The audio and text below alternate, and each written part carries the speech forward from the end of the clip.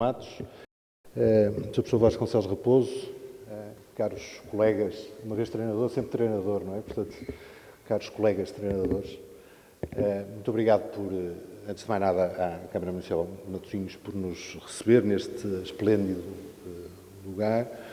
Muito obrigado à Comissão de Treinadores do Comitê Olímpico de Portugal pela organização, de resto uma organização repetida, que teve início primeiro em Lisboa e agora em Matosinhos. E muito obrigado a todos por estarem presentes e consumirem uma tarde de sábado a refletirem por algo, acerca de algo tão importante como a retenção dos jovens no desporto. Eu vou ser muito breve, queria apenas sublinhar dois pontos. O primeiro, relativo ao Comitê Olímpico de Portugal e à pessoa do seu Presidente, José Manuel Constantino, que endereça a todos e muito particularmente à Câmara Municipal de Matosinhos os seus cumprimentos e os seus agradecimentos. Cumprimentos e agradecimentos que são, obviamente, extensivos à restante Comissão Executiva do Comitê Olímpico de Portugal. Queria sublinhar um segundo aspecto que consiste exatamente no tema que nos traz a todos hoje aqui, a retenção dos jovens na prática desportiva. De facto, todos nós acharemos com certeza que é crítico retermos os nossos jovens na prática, mas ao mesmo tempo todos os treinadores vivem em determinados momentos a dor ambígua, muito ambígua, de alguns dos seus praticantes, alguns dos seus discípulos, terem que ser aconselhados a mudarem de agulha, eventualmente.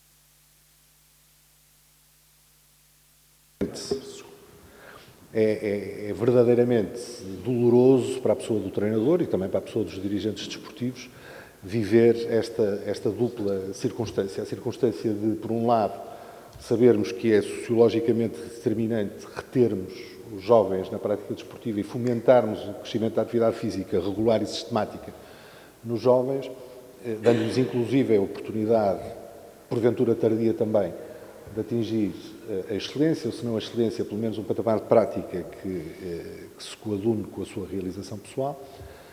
E, por outro lado, a necessidade de muitas vezes teremos de aconselhar diferentemente o jovem a fazer outra opção por outra modalidade desportiva ou por outra atividade preponderante na sua vida. Portanto, trata-se, de facto, de uma questão absolutamente central, na minha opinião, humilde como treinador, eu não vou dizer ex-treinador, apesar de já serem 20 anos que me distinguem, que me distanciam da prática cotidiana enquanto treinador, como o tempo passa, não é? É incrível. Mas é de facto uma questão absolutamente central, na minha opinião. Portanto, muito obrigado à Comissão de Treinadores por ter selecionado este, entre outros temas, e por levá-lo à reflexão com tão sábios participantes. Então, é um orgulho para o Comitê Olímpico de Portugal receber esta iniciativa. Muito obrigado.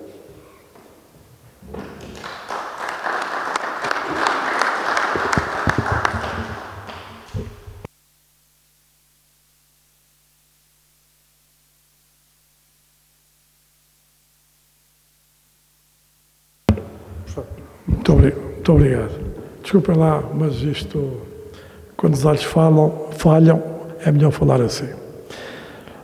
E falei açoriano, se tiver alguma dificuldade, não há ninguém na sala para traduzir. Muito obrigado a todos pela vossa presença. Muito obrigado ao Sr. Vereador por todo o apoio e acolhimento que teve essa iniciativa aqui no seu local.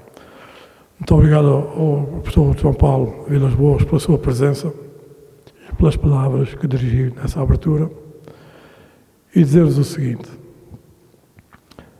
na Comissão de Treinadores refletimos que esse era um tema de interesse para o desenvolvimento e para o futuro do desporto em Portugal. Se nós não formos capazes de chamar os atletas até ao desporto e depois se não formos capazes de reter os atletas na prática do desporto, como é que vamos descobrir os talentos? Como é que vamos fazer as equipas nacionais? Como é que vamos fazer as equipas olímpicas? Portanto, é preciso encontrar soluções para que possamos reter os atletas na prática desportiva. Isso foi esse o desafio que fizemos a todos os preletores que vão fazer a sua apresentação aos quais eu dirijo desde já o meu agradecimento. Agradeço também a aceitação do convite aos coordenadores de mesa, ao professor Seabra, ao Henrique Calixto, Dr. Henrique Calixto, no protocolo, mas tenho uma consideração longínqua com o professor Henrique Calixto por alguma conflitualidade de discussão sobre as questões da formação dos treinadores, mas que não criou inimizade, bem pelo contrário, criou aproximação em defesa em 2000, no ano 2000, foi no ano 2000, estou-me a lembrar, foi no ano 2000 que tivemos essa conversa, nem foi discussão, foi conversa, em que ele era um defensor acérrimo dos treinadores de futebol, naturalmente, e eu era um porta-voz da defesa de uma proposta da formação dos treinadores. Bom, portanto, eu queria agradecer também a todos os membros da Comissão de Treinadores que se empenharam na realização deste encontro aqui, agradecendo muito ao professor Paulo Sá e ao professor Zé Silva todo o trabalho que tiveram para montar esta máquina aqui. Sem a ajuda deles, nós não teríamos concretizado o encontro deste local e as soluções logísticas que sempre são necessárias para montar uma iniciativa deste tipo. Ficamos extremamente satisfeitos com 91 inscrições. No total das inscrições de Lisboa e aqui no Norte, nós tivemos cerca de 180 inscrições. Foi 171, mas como eu estou a aprender a ser político, aumento já para 180, porque assim bate melhor, tem mais impacto. E o que quer dizer que o tema é sensível às pessoas. Agora, uma coisa foi o número de inscrições, outra coisa é o número de presenças, e a nós motiva-nos o número de presenças. Anunciar que também nós temos as sessões gravadas, que depois serão transmitidas no YouTube do Comitê Olímpico de Portugal. Eu tenho que fazer um pedido de desculpas a todos os presentes e todos aqueles que se inscreveram nesta iniciativa. Indevidamente foi anunciado o nome da ginasta Filipa como sendo aquela atleta que ia fazer a sua intervenção para dar uma experiência do que era um atleta olímpico na ginástica, que tem que superar muitas adversidades e que se mantém numa vida muito grande no treino e que não é por isto ou aquilo que desiste. Eu sou o responsável por uma ocorrência de descoordenação comunicacional, que pura e simplesmente o convite para ela estar presente nessa iniciativa não chegou aos ouvidos dela. Foi um erro da nossa parte.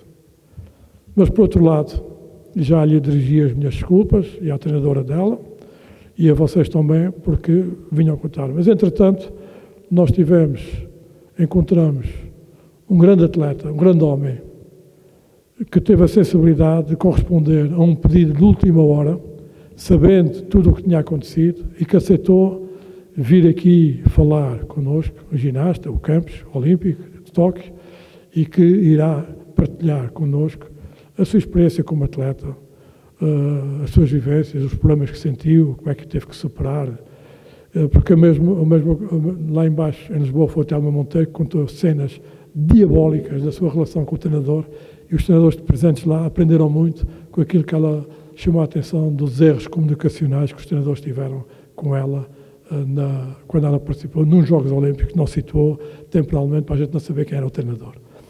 Portanto, eu agradeço a todos com essa minha apresentação de desculpas. Não me vou prolongar mais, apenas desejando um bom seminário para todos.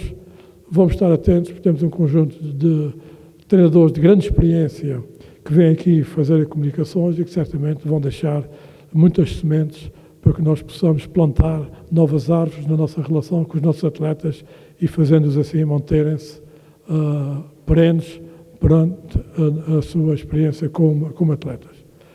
Reforçar uma ideia que disse o professor João Paulo Vilas Boas. Uma vez treinador para sempre. Não há ex-treinadores. Eu aprendi isso quando estive no serviço militar obrigatório, enquanto fuzileiro. E nos fuzileiros há uma máxima. Uma vez fuzileiro para sempre. E, portanto, transmiti isso para a minha vida profissional e para a vida... Eu não conheço ex-treinadores. Porque eu tenho aprendido muita coisa com pessoas que podem não estar no ativo, mas tiveram anos de experiência, acumularam anos de experiência. E essa experiência que acumularam, desde que tenha uma reflexão profunda, como é o caso do professor João Paulo Vilas Boas, tem uma reflexão muito profunda sobre essas coisas do treino, naturalmente que ele é sempre um treinador, e sempre foi um treinador de elite. Muito obrigado a todos e bom trabalho.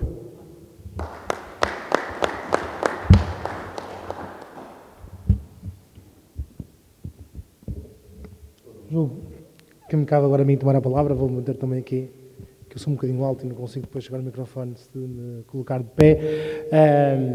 Aproveito para cumprimentar o professor Dr. João Paulo Vilas Boas e o professor treinador António Vasconcelos Raposo, desejar-lhes muito boa tarde e que sejam bem-vindos à Câmara Municipal de Matosinhos. Esta que é a nossa sala de recepção principal, onde se fazem aqui as sessões da cidadania, com a Assembleia Municipal, com as reuniões de Câmara Públicas, e que por trás de vocês está um painel que conta, no fundo, a história de Matosinhos, como é que Matosinhos se chama Matosinhos, a lenda a ela associada, a lenda de Caio Carpo, que nos deu aqui o nome da nossa cidade, que é para nós tão importante. Um Presidente da Câmara já falecido, Guilherme Pinto, dizia que era uma honra ser Presidente da Câmara de Matosinhos por muitas razões. Uma delas era por estar sentado nesta cadeira onde eu estou agora, não sou Presidente de Câmara, nem tenho essas ambições, mas realmente partilho da visão dele. Ser vereador e estar aqui a ver este painel é sempre maravilhoso. E queria partilhar convosco esta visão também sobre a história de Matosinhos. Aproveito para cumprimentar o meu colega professor Henrique Calisto, um homem também da terra, homem de referência no desporto, no treinador acérrimo dos treinadores de futebol, lá está, é a área dele, tinha que ser. Se fosse do handball também seria igualmente defensor ou de outra modalidade. Partilhamos um conjunto de valores e de gostos na área desportiva, o que nos dá uma força e uma camaradagem no trabalho que desempenhamos em prol do desporto de Matosinhos. É sempre muito importante ter referências e o professor Calisto é uma delas para muitos e muitos matosinhenses. Cumprimentar do Paulo Sá e toda a COP num tema tão importante como a retenção dos jovens na prática do desporto. Nós em Matosinhos temos cerca de 10 mil atletas a competir, desde as camadas jovens até aos séniores, desporto federado, digamos assim, e em que apoiamos diariamente, quer com as instalações esportivas, com mais de 70 equipamentos esportivos em Matosinhos, que disponibilizamos gratuitamente aos clubes para poderem ter uma prática desportiva diversificada, dinamizadora, capaz de ir ao encontro das especificidades que as diversas modalidades desportivas têm. Temos agora 46 modalidades desportivas a serem praticadas no Concelho de Matosinhos, o que é significativo e substancial. Permite-nos aqui ter uma diversidade grande, partilhando em algumas delas títulos como campeões do mundo. Estou ali a ver o professor Craveiro, que acompanha o nosso campeão do mundo de patinagem artística, o que é sempre uma honra e um gosto. O Matosinhos já teve 2 campeões mundiais de patinagem artística, é um orgulho enorme para nós, e que é sintomático de que não só estamos virados para uma modalidade, aqui não há só uma modalidade esportiva. Temos 46, apoiamos-las na sua representatividade e são todas elas importantes para o tecido desportivo matosinhense. Os apoios são vários, não vale a pena nos debruçarmos muito sobre isso.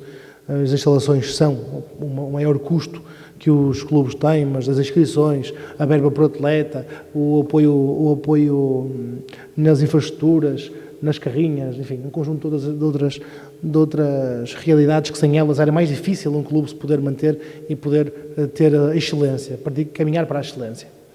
E tudo isto são condições que se vão criando para que os clubes consigam reter nas suas hostes os atletas até bem mais tarde, para se criarem atletas de excelência, campeões, para que depois possam representar Portugal nas diversas seleções, quer seleções nacionais, e depois serem levados por elas até ao lutarem para chegar aos Jogos Olímpicos também. Isso é uma referência, um orgulho para nós. Andamos a estudar e pretendemos apoiar mais os atletas na sua especialização e pretendendo que eles tenham cada vez mais condições para poderem praticar com referência.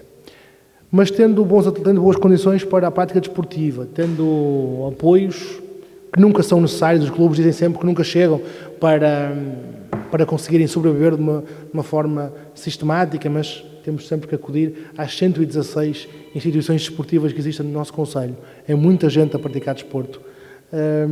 E por isso, tendo bons atletas, tendo boas associações desportivas, ter bons treinadores e bons dirigentes é uma referência também e algo que é muito positivo. E Matosinhos vamos tendo aqui a nossa referência máxima com o professor Calixto na área do desporto, do futebol, mas também temos outros que se vão destacando e vão dando cartas e nos permitem diversificar e ter uma boa base e um comando nas diversas modalidades esportivas.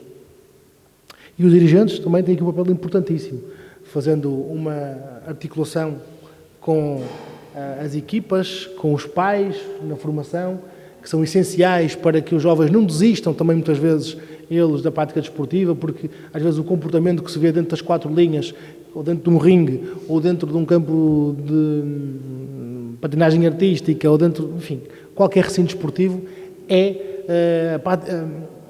aquilo que lá se pratica muitas vezes envergonha o que se passa cá fora nas bancadas, e isso os jovens e os dirigentes têm aqui um papel fundamental na articulação entre os atletas e os pais para que esse comportamento e esse modo de ver e estar no desporto seja para passar valores, seja da ética e seja um momento de celebração e não de comportamentos menos próprios. O desporto tem que ser elevado à maior bandeira de ética possível na nossa vida e só aí, a partir desses comportamentos de referência, é que conseguimos reter pessoas, reter qualidade, reter jovens para criar mais tarde campeões e grandes atletas. Dizer que o nosso foco está, quando aqui falamos nos jovens, na prática desportiva, passa muitas vezes pela produtividade, termos métodos para que os clubes tenham condições para ser produtivos no treino, na exigência que têm com eles próprios, cada vez melhores, que procurem a excelência mas no fundo o mais importante é que os jovens sejam felizes. Com estes três vetores, a produtividade, a excelência e a felicidade, acho que conseguimos um ramalhete perfeito para que a retenção, quer dos jovens na prática desportiva, ao longo dos vários anos em que estão na prática e depois se consigam elevar a campeões e estejam num vetor de excelência, é sem dúvida o nosso objetivo. Por isso, um seminário como este, em que junta muitos dos melhores que estão no mundo do desporto, é para a Câmara Municipal de Matosinhos um gosto e um prazer acolher. Sempre que necessitem, estaremos obviamente de portas abertas. Muito obrigado e que seja um ótimo dia com um ótimo trabalho, porque só assim é que se criam as condições para termos uma melhor comunidade desportiva. Obrigado.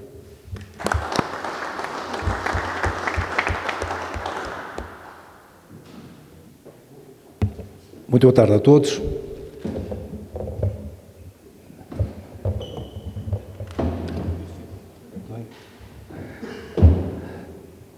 Nós vamos ter aqui uma tarde de trabalho, uma tarde que eu penso que vai ser muito frutuosa para todos nós, para debater um dos grandes problemas do desporto, que é a retenção dos jovens na prática do desporto.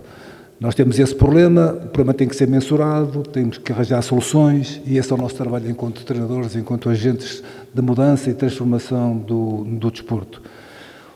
Vai haver 4 painéis, o primeiro com o Tiago Lourenço, o professor Tiago Lourenço, depois o professor José Manuel Borges, o Carlos Rezende e o atleta Manuel Campos. A metodologia, eu e o professor André Seabra seremos aqui os coordenadores destas mesas, apresentar o Tiago, o André apresentará depois os outros convidados e faremos depois uma mesa final onde poderão fazer as perguntas mais de um âmbito geral ou especificamente, porque todos os interventores nestes 4 painéis vão estar aqui presentes, mas se houver tempo, Não sei se o Tiago estará disponível para isso, para também fazer perguntas especificamente naquilo que eu penso que é os problemas das modalidades individuais, porque penso que há problemas de retenção diferenciados em relação coletivos, individuais, soluções diferenciadas, mas o Tiago Lourenço é licenciado em Desporto e Educação Física pela FADEUP, é responsável pelo Departamento de Formação de Treinadores da Federação Portuguesa de Canoagem entre 2005 e 2013, treinador na Federação Portuguesa de Canoagem desde 2005 e atual técnico nacional das equipas caiaque femininas séniores, sub-23 e júniores. Para sermos rápidos e pragmáticos, como os homens de desporto, passo a palavra então ao Tiago para fazer a alocução que preparou. Obrigado. Eu penso que não vou quebrar o protocolo se ficar de pé. Não.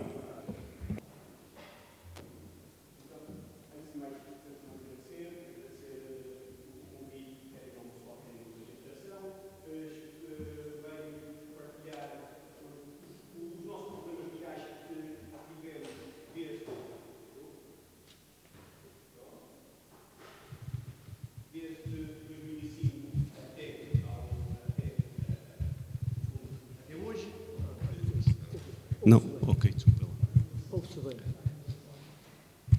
E, melhor? Sim. No fundo, vou passar um pouco por aquilo que foram os nossos problemas.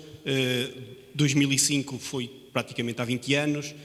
Provavelmente se estivesse desse lado e escutasse alguém e fosse escutar alguém que se reporta a 2005, provavelmente já estaria com a ficha mais ou menos desligada, mas a verdade é que para nós é importante perceber este ano, este início, à medida que formos avançando acho que vai ficar claro porquê, e a verdade é que este passado reflete muito aquilo que temos no presente.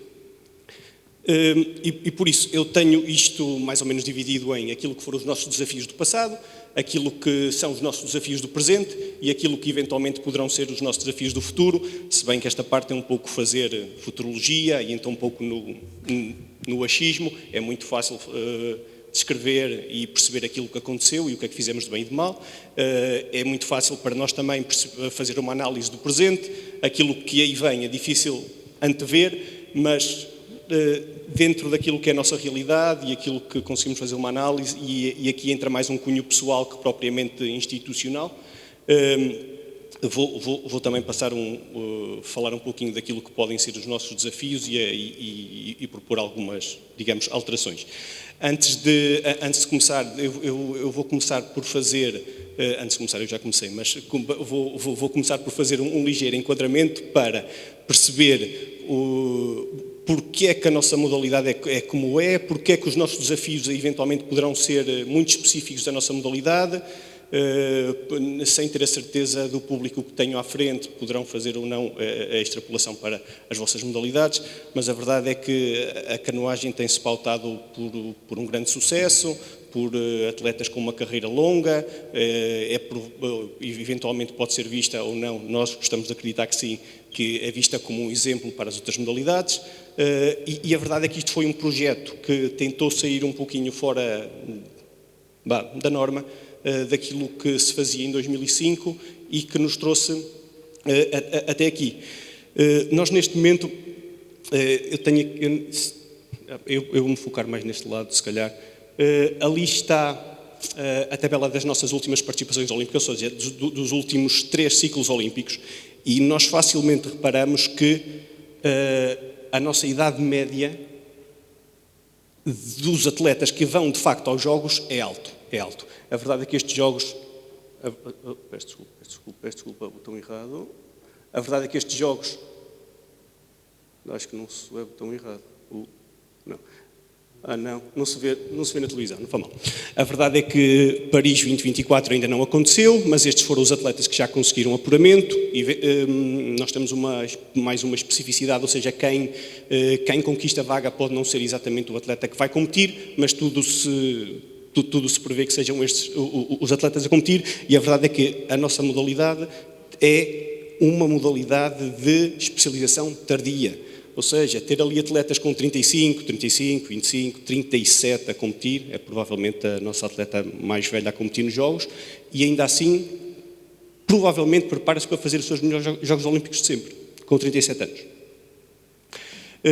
Mas mesmo olhando para os jogos anteriores, ali 29.5, 28.5, se eventualmente tirássemos ali a jovem Francisca Leia da equação no Rio com 22 anos, aproximava-se novamente dos 30. E esta é a nossa realidade, e por isso quando vamos falar de jovens, a nossa noção ou o nosso intervalo de idade de jovem pode não ser exatamente aquilo que vocês estão à espera. Para nós um jovem de júnior ou um jovem sub-21 ou 23 ainda é um jovem para nós. Isto porque coisas como isto, que aconteceu há bem pouco tempo nos Jogos Olímpicos de Tóquio, uma japonesa a ser campeã olímpica com 13 anos não é passível de acontecer na nossa modalidade.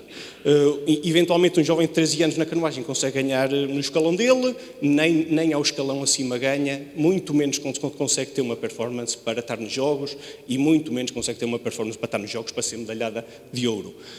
Não é caso único. Houve atletas ainda mais jovens presentes nos Jogos, num contexto diferente, até pelas circunstâncias que o país atravessava, mas desafio qualquer um de vocês a fazer o exercício de, mesmo que não tivesse o nosso país nas nossas normais circunstâncias, se tivessem de mandar um atleta aos Jogos, teria 12 anos, provavelmente teriam atletas melhores. Nós também. Mas é comum, e isto são todos dados dos últimos Jogos Olímpicos, teremos atletas de 15, 17 e 14 anos na natação. Na canoagem não aconteceria de certeza. Aliás, à medida que fomos avançando, eu penso que vai ser notório que nós temos uma dificuldade de renovação da equipa, já vamos chegar lá, eu penso que o caso mais extremo que tivemos, que pode ser mais próximo disto aqui, terá sido o Emanuel Silva, vai aos Jogos Olímpicos com 19 anos, anormal também, sim, não é norma, vai aos Jogos Olímpicos com 19 anos em 2004, sim, em 2004, e em 2004 ele tinha 19 e faz 7º lugar, mas não é norma, muito pelo contrário, o que acontece são casos destes. Este é um caso muito português, nosso, Kevin Santos, campeão da Europa no ano passado. Aos 26 anos, o Kevin até aos 22 nunca tinha sequer entrado numa equipa nacional de canoagem. Nunca. Até aos 22, o Kevin era anónimo. E aos 22, por um pouquinho de sorte, um pouquinho de trabalho também, entra na equipa nacional. Tivemos um campeonato do mundo em Montemor, precisávamos preencher as vagas todas, já que estávamos a competir em casa. O Kevin é chamado como suplente do suplente, no ano a seguir é chamado a estágio da equipa nacional, porque faz parte dos nossos critérios chamar nos anos seguintes toda a gente que integrou as equipas. 4 anos depois o Kevin é campeão da Europa. Isto é o normal, não é normal termos aquelas idades. E esta é, digamos, é a nossa estatística da nossa base de recrutamento e nós temos uma base de recrutamento pequena.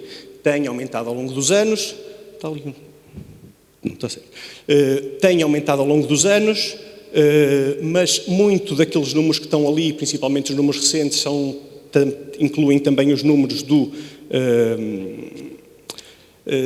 atleta praticante, do turista, daquele sujeito que normalmente é mais velho e que vai só aos clubes dar ali uma volta de caiaque, e por isso cerca de 10% daqueles números são turistas, literalmente turistas, cerca de 10% são crianças até aos 10 anos, e por isso aqueles números, tendo em conta os praticantes que na nossa perspectiva federativa, claro, e das equipas nacionais, são a reter, é muito mais pequeno que aquele.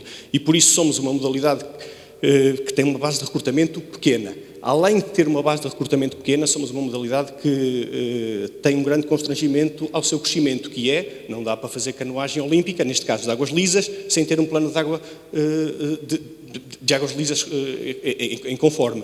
Seria difícil fazer aqui um clube de canoagem, não é? Sim, Matosinhos, não estou a ver aqui nenhum plano de água. E os nossos clubes, além de ter uma localização muito específica, nem todos os planos de água dão para praticar canoagem olímpica de águas lisas. somos um desporto que, apesar de ser individual, cerca de 75% das cotas olímpicas são alocadas às tripulações, ou seja, K2, K4, C2, K, caiaque, C, canoa, ok?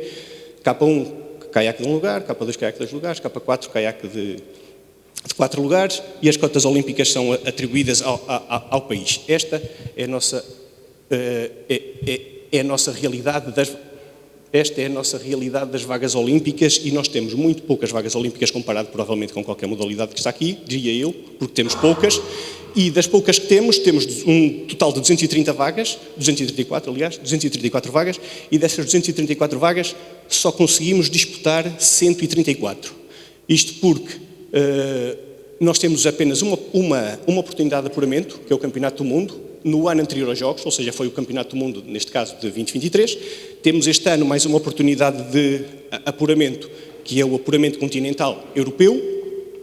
E reparem só que, eu estou sempre a apontar e não adianta que não se vê nada, mas pronto, reparem que para apurarmos de K4 existem 40 vagas. 40 vagas são só 10 barcos, cada barco leva 4, certo?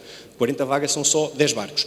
3 desses barcos têm que ser obrigatoriamente alocados fora da Europa. O que quer dizer que nós, para apurarmos um K4 para os Jogos Olímpicos, temos obrigatoriamente que ficar nos 7 primeiros europeus.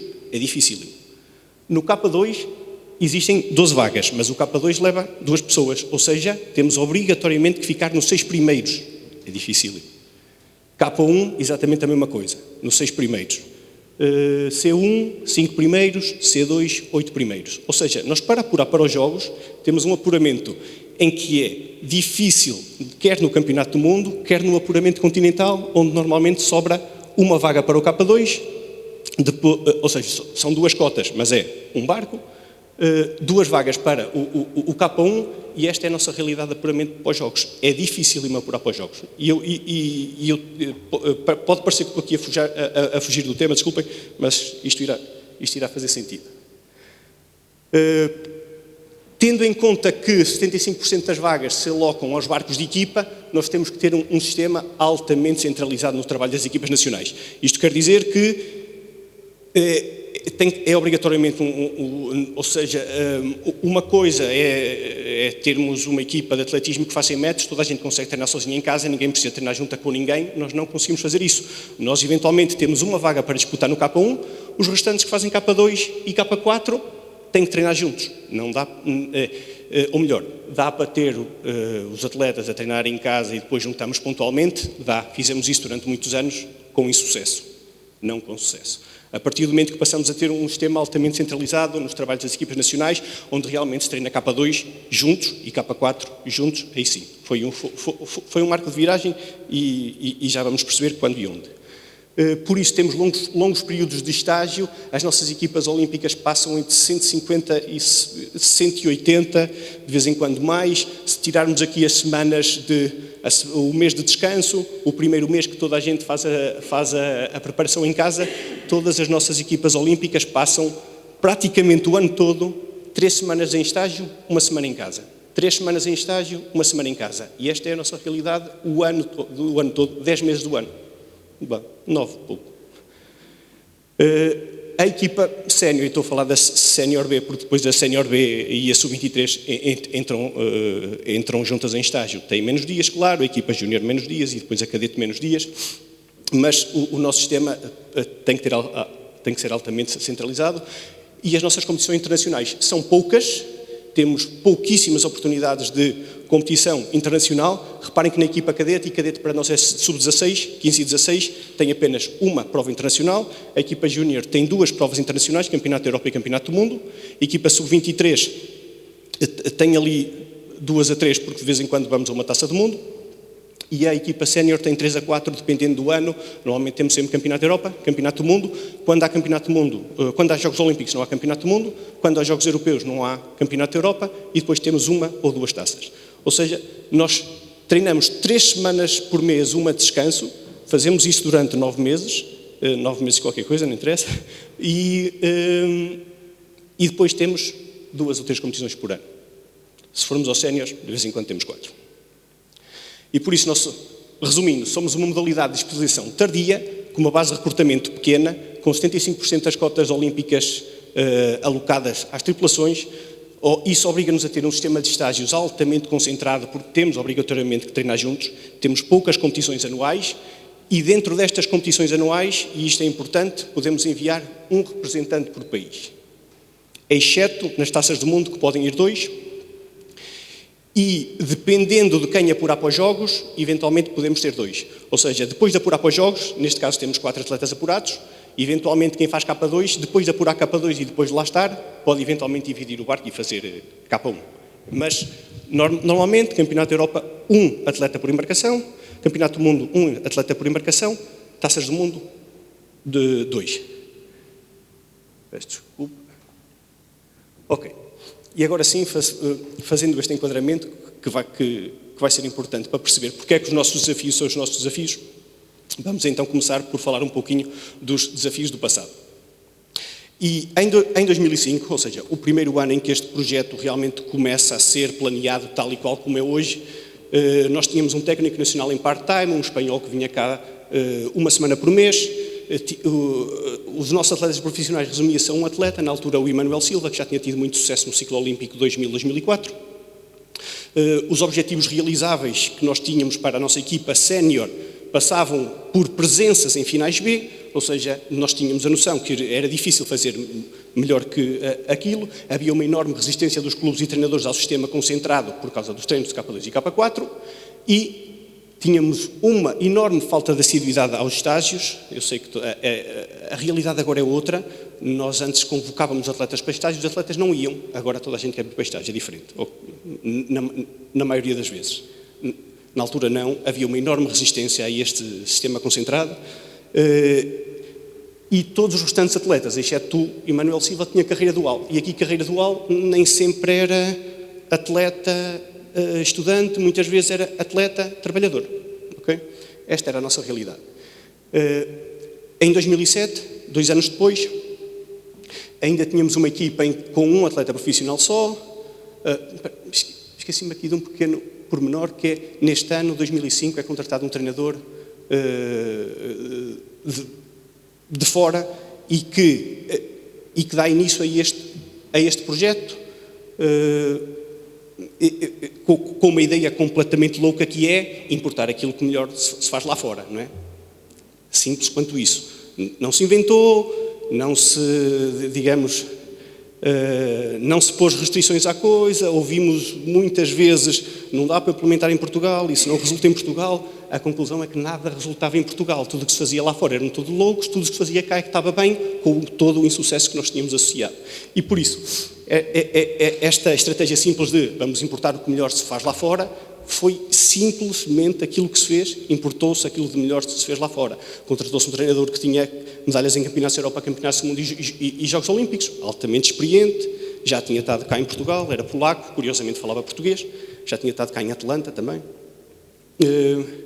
e implementa-se o tal sistema de regime concentrado, não tão concentrado como é hoje, para irmos aos poucos, mas a verdade é que ainda não havia muita assiduidade aos estágios. Em 2007, 2 anos depois, ainda acontecia, mas acabamos por ter uma prestação de júniores e sub-23 acima da média. E foi em 2007 que começamos então a preparar o tal projeto, ou série de projetos, na perspectiva de reter esta nova geração que estava a surgir, de júnior e sub-23. Eu sei que para alguns podem não parecer jovens, para nós são. Aliás, nós nem sequer temos um escalão de sub-21, é sub-23. Há modalidades que ficam ali pelo sub-21. Mesmo um atleta com 23 anos muitas vezes não consegue vingar nos séniores. É comum acontecer, já deu para perceber porquê. E por isso, em 2007, nós criamos no Centro de Alto Rendimento de Montemor a Casa da Canoagem. A Casa da Canoagem nada mais era que uma casa onde nós deslocalizávamos os atletas de casa, passavam lá o ano todo, treinavam com os técnicos nacionais, ok? Não era uma casa normal, tinha um ginásio, tinha uma sala de fisioterapia, tinha uma sala de estudo, mas o grande objetivo era tirar os atletas de casa, não, concentrar os atletas em estágio, para finalmente começar a fazer tripulações, treino conjunto, treino treino de alta intensidade junto, coisa que nem sempre é possível fazer quando anda cada um para o seu lado. Nós facilmente percebemos que quando temos alguém a treinar ao nosso lado e que é do nosso nível, ou do nível melhor, que isso ajuda a pôr mais intensidade no treino, a pôr mais qualidade no treino, principalmente. E esta casa da canoagem permitiu dar resposta à falta de acompanhamento e condições de trabalho nos clubes. Nós tínhamos muito poucos clubes com treinadores profissionais, e quando eu digo muito poucos, em 2007, não sei, sem ter a certeza dos números que estou a dizer, mas pelas contas que fiz, 6 a 8 treinadores profissionais. Alguns não tenho a certeza, mas em 2007 nós tínhamos 6 a 8 treinadores profissionais na modalidade. Não tínhamos mais. 6 a 8. Éramos quase tantos técnicos nacionais? Não éramos. Éramos 3 só, mas depois nos clubes tínhamos 6 a 8. E por isso, os atletas, quando treinavam em casa, a esmagadora maioria das vezes não tinham acompanhamento. A casa permitia também coordenar melhor a carreira dual com quem estava no ensino superior, a proximidade com a Faculdade de Coimbra permitia isso, e principalmente reteu e reteve ali uma boa geração de júniores e sub-23. Este é o nosso medalheiro, eu vou fazer zoom, eu sei. Este é o nosso medalheiro desde 89 até 2021, que aparece ali. Eu vou fazer zoom, e se repararem ali, 2007 é realmente um ponto de mudança. Curiosamente, 2008 não conquistamos nenhuma medalha, e foi um ano excepcional para nós. Mas foi o ano dos quartos, o ano dos quintos, o ano dos sextos. Medalhas, 0. Eu sei que fica ali desenquadrado no gráfico, mas foi também o ano que apuramos mais gente para os Jogos. Em 2004 nós tínhamos tido apenas o Emanuel Silva, apuramos 3 mulheres pela primeira vez, muito à conta de um projeto de desenvolvimento feminino que havia para era um apoio específico para o desporto feminino, um projeto na altura do IPDJ, permitiu dar-lhes condições de trabalho, de autonomia financeira também, e só não tivemos, em vez de 4, 6 atletas, porque o primeiro K2 a ficar de fora foi o português. O primeiro K2 masculino a ficar de fora, quando foi para os Jogos Olímpicos de Pequim, foi o K2 português. Podíamos ter muito bem ali 6 atletas em vez de 4. E este é um ano de viragem. Este é um ano em que deixamos de ter gente que não vinha a estágio, porque toda a gente que estava concentrada no centro de alto rendimento realmente tinha um nível de treino muito longe dos outros, mas muito. Era um buraco enorme. Era a equipa nacional que estava concentrada em Montemor e depois eram literalmente os outros. E este ano foi de facto um ano de mudança. A falta de assiduidade a estágios eram muito específicos. Os objetivos realizáveis passaram a ser então a presença na final A, e a presença em final A é classificar-se garantidamente entre o primeiro e o 8º, e passamos a integrar atletas menores no CAR, ou seja, no nosso centro de alto rendimento, que até aí só tínhamos sub-23 e séniores, passamos a integrar atletas menores de 18 anos. Para isso foi preciso criar ali um projeto, foi um projeto piloto que dá origem às atuais UARs, mas foi um projeto que na altura chamava-se o Gabinete de Apoio ao Alto Rendimento, que servia à canoagem, que estava em Montemor, o triatlo e a natação de águas abertas. A natação de águas abertas, entretanto, abandonou o projeto. O triatlo, quando mudaram de presidente, também abandonaram o projeto. Nós continuamos até hoje. A verdade é que não há mais nenhuma pista de canoagem em Portugal, a não ser a pista de Montemor. É fácil também reter-nos lá. Mas este projeto permitiu-nos ter uns apoios na escola, uma flexibilidade que não conseguíamos em lado nenhum, como, por exemplo, dispensa das aulas de educação física. Eu sei, pode ser polémico para alguns, mas foi as soluções que nós encontramos. Todo o que era o calendário de testes era antecipado para os deixar libertos no mês de junho, que era mês de competições dos júniores e sub-23. Este projeto dá depois origem àquilo que são as atuais unidades de apoio ao alto rendimento. Eu penso que fugi um bocadinho do propósito inicial, é fácil apontar críticas provavelmente ao projeto de hoje, eles estão, ou seja, além das aulas normais, agora ainda têm apoios à segunda, e depois à quarta, e depois à sexta, ou seja, além de ter redução da carga horária, tem mais carga horária. Essa é a nossa principal crítica ao AR, que começou bem, para nós, pelo menos, e, independentemente disso, continua a ter ali grandes vantagens escolares para os atletas menores. Este projeto resultou tão bem que depois nós em Londres, onde conquistamos a nossa primeira medalha olímpica, passamos de 4 para 6 atletas e reparem,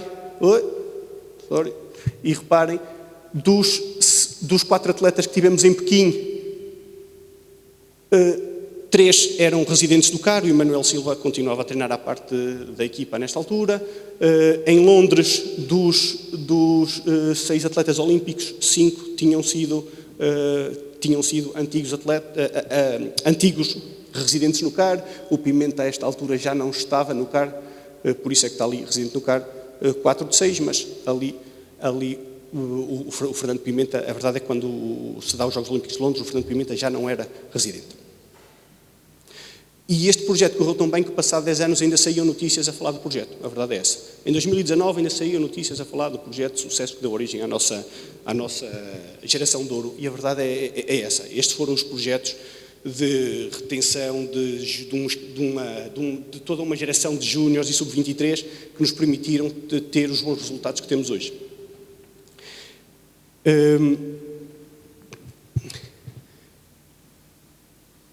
Houve aqui uma mudança, é que, analisando agora os últimos ciclos olímpicos, os últimos 5 ciclos olímpicos, reparem que praticamente todos os antigos residentes no CAR, mas residentes no CAR poucos. Ou seja, a partir do Rio, temos muito poucos residentes no CAR, mas todos eles formaram-se nos escalões mais jovens, foram praticamente todos residentes no CAR. E há aqui uma mudança forte, precisamente porque o nosso regime, que já era intensivo de início, passou-se a intensificar mais. A verdade é que neste momento eles estão 13 semanas em estágio e vão lá ou não. Ou seja, na semana que a grande diferença é que quando é residente no CAR, a semana de descanso iam a casa, ou melhor, ficavam no CAR, quando não se é residente no CAR, a semana de descanso vão a casa. Essa é a grande diferença, não é muita. A verdade é que não é muita. O nosso sistema é de facto intenso. Em 2016, mas já um pouquinho, digamos, fora do contexto dos nossos séniores, acaba por ser criado ali o Observatório de Desporto da UC. Praticamente todos os nossos atletas universitários residentes, praticamente não, todos os atletas nossos universitários residentes estudam na UC, os que são pré-universitários estudam em Montemor, e curiosamente foi criado um estatuto de estudante-atleta que funciona melhor que o estatuto de alto rendimento. No fim, vamos voltar aqui um pouquinho, e apesar disto não ser válido para as nossas equipas séniores, que como já vimos, praticamente já nenhum reside no CAR, continuava a ser fundamental para aquilo que eram as nossas equipas júnior e sub-23, ou seja, atletas com um âmbito de entrar na equipa olímpica. E isto leva-nos aqui ao presente. Neste momento, os nossos jovens praticantes, e jovens para nós, júnior e sub-23, têm uma tarefa difícil pela frente. E têm uma tarefa difícil pela frente porque, reparem que estão assinalados a verde todos os atletas que repetem presença olímpica. Em Pequim, o Emanuel Silva já tinha sido olímpico em 2004, entram 3 femininas pela primeira vez, em Londres entra mais o Pimenta e mais a Joana, no Rio entram mais 4, em Tóquio já entram 2, neste momento em Paris não temos ninguém fora da equipe, não temos ninguém na equipa olímpica que já não o tenha sido, e curiosamente, provavelmente poderá ser o nosso melhor ciclo olímpico de sempre. É a primeira vez na história da canoagem que temos uma hipótese muito fundamentada de conseguir conquistar 2 medalhas, e eventualmente 2 de ouro, se tudo correr bem e na perfeição, e toda a gente acordar no dia certo. A verdade é que o Fernando Pimenta, no ano passado, apura-se para Paris, é campeão do mundo, o João Ribeiro e o Messias, em K2, apuram-se para Paris, são campeões do mundo, ou seja, 2 campeões do mundo em distâncias olímpicas. Na prova mais disputada do ciclo olímpico, que é o Mundial de Apuramento, eles são os 2 barcos campeões do mundo.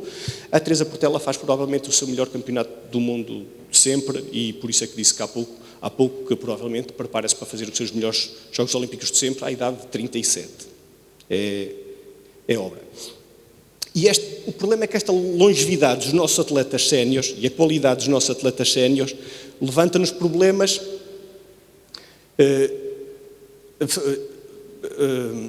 já vimos que a Teresa Portela tem 37, o Fernando 35, o Messias é o único que foge ali um pouquinho fora da caixa, mas esta longevidade coloca-nos problemas na renovação, ou seja, coloca-nos problemas na retenção de jovens talentos. E quando nós pensamos na retenção de jovens talentos e jovens atletas com capacidade de, eventualmente, alimentar as equipas olímpicas, quando nós fazemos um trabalho bom na retenção dos atletas de alto nível, não dá para estar constantemente a meter gente na equipa olímpica. Primeiro, porque, se bem se lembram, apenas um representante por barco, K1 vai K2 vai K4 vão 4, ou seja, nós eventualmente conseguimos fazer a nossa equipa olímpica com 7, mas aos jogos só podem ir 6, o que quer dizer que, mesmo que nós apurássemos 7 atletas masculinos para os jogos, só poderíamos levar 6, é o limite de cotas. E, tendo em conta a excelência dos resultados da nossa equipa sénior, é difícil estar a introduzir atletas jovens e jovens. Nós aqui...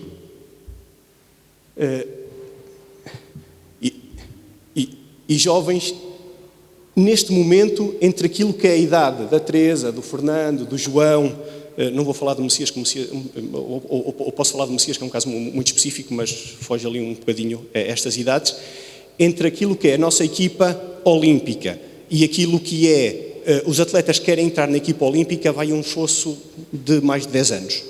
Ou seja, há ali um período que eles conseguem entrar, entram, têm oportunidades de competir, têm oportunidades de sucesso, têm oportunidades de ter sustentabilidade financeira, e já vamos chegar lá, e ficam na equipa, ou então estão constantemente a abandonar. E a verdade é que nós temos ali 2 faixas muito bem identificadas daquilo que é as idades onde há maior percentagem de abandono. A entrada para a faculdade é, sem dúvida nenhuma, uma delas. Tentamos resolver isso com a Casa da Canoagem. A outra é a passagem dos sub-23 a séniores, porque simplesmente eles não têm oportunidade de competir. Às Taças do Mundo conseguimos levar uma equipa, uma B, não é? Às Taças do Mundo conseguimos pôr 2 barcos por regata, digamos, por categoria. Ainda assim, nem sempre o conseguimos fazer todos os anos, pela mesma desculpa de sempre, mas que não é desculpa, que é o limite orçamental. É tão real quanto isso. E por isso, já vimos este,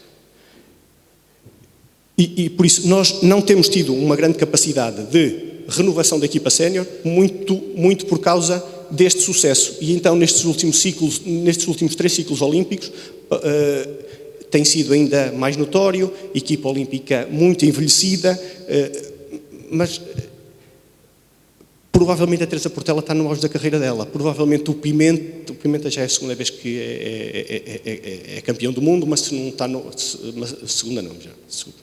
Mas se não está no auge da carreira dele, está perto. O João Ribeiro foi campeão do mundo em distância olímpica pela primeira vez aos 34 anos, no ano passado, não é? Vai aos Jogos Olímpicos com 35. E por isto coloca-nos isto coloca-nos problemas na equipa, coloca-nos problemas de renovação. É difícil reter jovens quando olham para a frente, veem o Fernando Pimenta e dizem: quando é que ele vai desistir? E ninguém sabe, não é? E olham para a Teresa Portela, se bem que na equipa feminina temos bem mais oportunidades que na equipa masculina, temos muito menos mulheres a participar. Mas este é um problema, é que eles, além de competirem, competem a um nível muito alto. E a geração que vem a seguir de júniores e sub-23 Aquilo que acontecia em algumas modalidades, de termos medalhados olímpicos aos 13 anos, não acontece. E os nossos júniores que vêm a seguir, os nossos 23 que vêm a seguir, mesmo criando condições para eles estudarem no centro de alto rendimento, estou a passar muito tempo? Já passamos 5 minutos. Ok. Mesmo criando todas estas condições, é difícil olhar para cima e dizer, quando é que chega a minha vez? Já falamos nisto. Até porque a nossa competitividade é esta. Esta é a chegada de um K4 nos Jogos Europeus do ano passado, esta é a chegada do K4, do Campeonato do Mundo de Apuramento, é nestas diferenças que trabalhamos. E não temos júniores nem sub-23 para chegar com estas diferenças. Nós temos principalmente três dificuldades ou três fatores que levam à retenção ou ao abandono, dependendo dos escalões, atribuem-lhe, digamos, importâncias diferentes. Nos séniores, obrigatoriamente, a sustentabilidade financeira tem que estar presente. No sub-23 é uma preocupação grande. A maior preocupação em todos os escalões continua a ser a competição, e para quem é júnior, está garantido. Quando se é um júnior de bom nível, de elevado nível, consegue-se competir e consegue-se ter bons resultados quando os anos correm bem. Quando são no sub-23, conseguem competir, conseguem ter bons resultados quando os anos são bons. Daqui do sub-23 e júniores para cima, quando se passa para aquele escalão, são muito poucos aqueles que têm a oportunidade de competir. E depois isto é um ciclo, e vamos lá chegar, que é, não tenho oportunidade de competir, não entro para o projeto olímpico, não tenho contrato com o clube, seja Benfica, seja Sporting, seja o que for.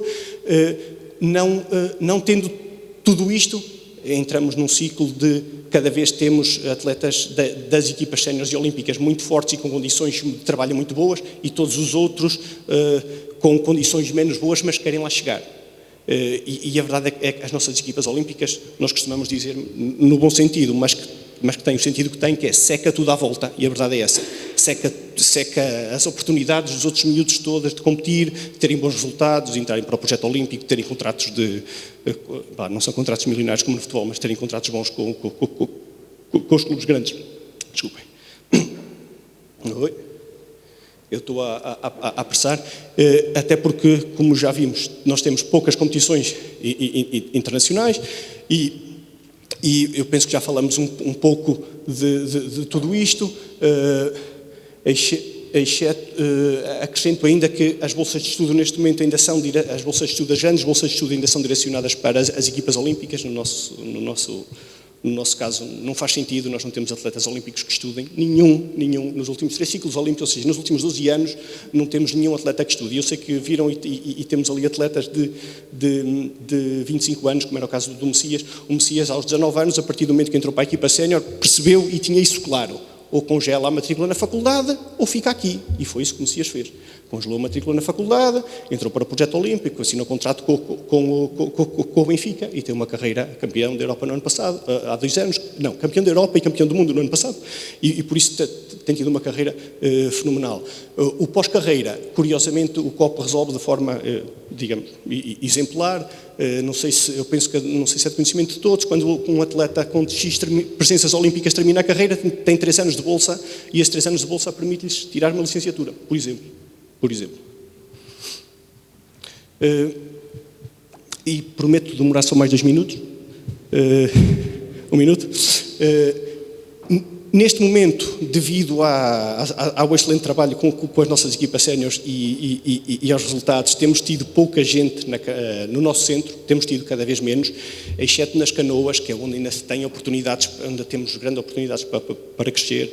Isto porque, fazendo um paralelo entre aquilo que eram as condições dos clubes, entre aquilo que eram as condições, a profissionalização dos treinadores e aquilo que se oferecia na Casa da Canoagem, em 2005 era muito diferente, hoje em dia já não é tão diferente quanto isso, e temos clubes com muitas boas condições de trabalho e treinadores profissionais cada vez mais. E para terminar, como desafios do futuro, e aqui sim fazendo um pouco de futurologia, Isto não vai mudar, provavelmente até pode piorar. Neste último ciclo olímpico perdemos 2 vagas, quer nos homens, quer nas mulheres, mas vai-se manter.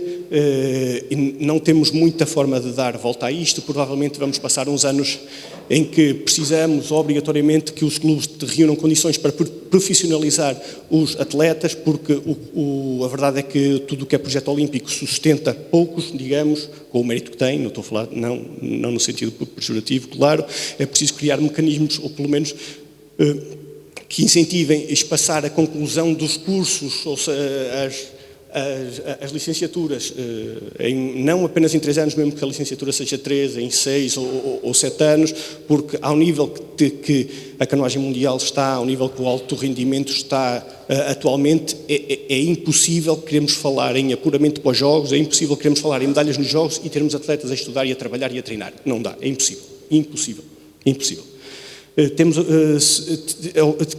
Queríamos ter ainda em caixa orçamental para uma equipa B, resolvia-nos neste momento vários problemas, provavelmente no futuro também, por tudo que já falamos. Eventualmente é necessária uma revisão do Estatuto de Alto Rendimento e da forma como é aplicado. O Estatuto que foi criado em Coimbra resolveu grande parte desses problemas, tinha um observatório até que garantia que ele era aplicado ou não. Se tivesse mais tempo falava aqui mais 2 minutos, mas passo à frente. Para nós é necessário e importante haver uma revisão das atribuições das bolsas de estudo. Os séniores, neste momento, pelo menos as nossas equipas olímpicas, não precisam. Tudo o que era jovens com 18, 21, 22, 23 anos poderiam beneficiar destas bolsas de forma efetiva, pelo menos na nossa modalidade. Não sei se as outras modalidades têm muitos atletas olímpicos a conquistar medalhas e a estudar, sinceramente não sei. E provavelmente com tudo o que está a passar, em que temos um esforço muito grande naquilo que é a nossa equipa de topo e aquilo que são os nossos jovens, as idades temos literalmente os mais velhos aqui no topo e depois há um fosso enorme. Por tudo isto, muito provavelmente temos que revisitar aqui alguns desafios do passado, temos que voltar novamente a concentrar muita gente em Montemor para ver se espaçar bem no tempo as licenciaturas deles, para ver se conseguimos alimentar a equipa sénior, que quando desistir, nós neste momento não temos atletas sub-23 com nível para substituir esta equipa sénior, porque muito por causa do sucesso que temos tido, mas que faz com que os mais jovens abandonem por falta de oportunidades de competir e de sucesso no escalão sénior, claro. E terminei ligeiramente atrasado, obrigado pela atenção, espero que tenha sido merecedor.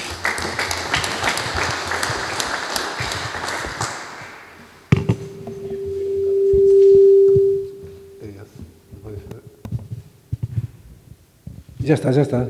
Era feedback com isso. Demos aqui, se tinha um prolongamento, o VAR diminuiu mais 15 minutos, mas valeu a pena, porque eu, pelo menos, fiquei a saber de uma realidade que é totalmente diferente às modalidades que eu estou habituado, às coletivas, em que o sucesso é fator para que a retenção seja mais difícil. Não é? E passaria então agora ao próximo painel. Não é? Muito obrigado. Não fazemos perguntas porque já não dá tempo, vamos acelerar para que no painel final possamos fazer todas as perguntas, pelo menos em relação à canoagem. Muito boa tarde a todas e a todos. Começar naturalmente por agradecer o convite ao Comitê Olímpico de Portugal, na pessoa dos professor João Paulo Vilas Boas, professor Vasconcelos Raposo e Paulo Sá, dizer-vos que é com muita satisfação que recebi o convite, nesta que é também a minha terra, Matosinhos, porque vivo aqui, ter a oportunidade de poder vir participar num evento e ainda para mais moderar a mesa de 2 amigos, a mim particularmente me satisfaz bastante e por isso agradecer naturalmente o convite. Dizer-vos também que este tema, na minha perspectiva, não é um tema, é o tema. E digo isto, que é o tema, porque a grande maioria das pessoas não tem muitas vezes noção de qual é a missão de uma organização desportiva. Quer se trate de uma federação desportiva, quer se trate de um clube desportivo, quais são verdadeiramente as missões de uma federação e de um clube desportivo, e que são, na nossa cabeça sempre, organizar e promover as competições das modalidades, obviamente também gerir as equipas que eu tenho no clube e as seleções nacionais, ou seja, no fundo, de gerir toda a modalidade desportiva. Estas são de facto as missões, mas Para nós, e permitam-me que fale enquanto Federação Portuguesa de Futebol, a missão de uma federação desportiva e de um clube desportivo é nada mais, nada menos do que, juntando uma palavra a este título, que na minha perspectiva falta, é angariar e reter jovens praticantes para o desporto. Esta é a missão de um clube desportivo e de uma organização desportiva, e por isso felicitar-vos por trazerem este tema aqui à discussão, que para nós, enquanto Federação Portuguesa de Futebol, é o tema. Tive o cuidado de, há 2 horas atrás, de ir às nossas ferramentas de dados, tentar perceber que números é que a Federação Portuguesa de Futebol tem hoje em termos de praticantes. Hoje, há 2 horas atrás, tínhamos aproximadamente 230 mil praticantes e tentei perceber como é que fechámos o ano 22-23. E fechámos o ano com 218 mil praticantes. Ou seja, relativamente à época anterior, estamos a crescer mais ou menos 15 mil praticantes. Mas mais importante é perceber quantos atletas é que, no final da época 2022-2023, cessaram a carreira. Decidiram abandonar. E os números que temos na Federação são aproximadamente 43 mil. Jovens praticantes das nossas modalidades desapareceram. Às datas de hoje temos mais ou menos 55 mil novas inscrições que nos permitiram passar dos 218 para aproximadamente os 233 mil às datas de hoje. Este é, de facto, um tema para nós que vivemos diariamente com esta angústia de tentar subir o mais que pudermos o número de praticantes nas nossas 3 modalidades desportivas, que é o futebol, o futsal e o futebol de praia. Este é o nosso desafio. Na estratégia que a Federação decidiu lançar, que o Presidente Fernando Gomes decidiu lançar em 2022, temos como desafio nos próximos 6 anos, em 2030, chegar a 400 mil praticantes. E vamos lá chegar. Com as estratégias que estão a ser feitas, vamos lá chegar. Este é o desafio. E por isso, nós, a Federação, entendemos fazer um estudo, aqui há 2 anos, com o objetivo de perceber porque é que as pessoas, no fundo, desaparecem das nossas modalidades desportivas. E as razões foram identificadas perguntando naturalmente aos praticantes porque é que decidiram abandonar a prática desportiva das nossas 3 modalidades desportivas. E as razões, naturalmente, todas nós as conhecemos, algumas já faladas aqui, faladas há pouco o professor Henrique Calisto, a ausência de instalações e, portanto, o número de equipas desaparece, naturalmente, questões que se prendem com o próprio indivíduo, questões que se prendem com o envolvimento, que têm que ver com muitas barreiras que as crianças hoje vivem, mas depois também se percebeu verdadeiramente que existem, porque também foram questionadas os atletas, os praticantes sobre isso, o que é que as influenciava a estar na prática desportiva. E uma das razões apresentadas era o treinador. O treinador é verdadeiramente capaz de influenciar e modelar o comportamento e o interesse das nossas crianças e dos nossos jovens por se envolverem numa prática desportiva. Por isso é com muita satisfação que eu vou estar aqui com 2 treinadores de excelência.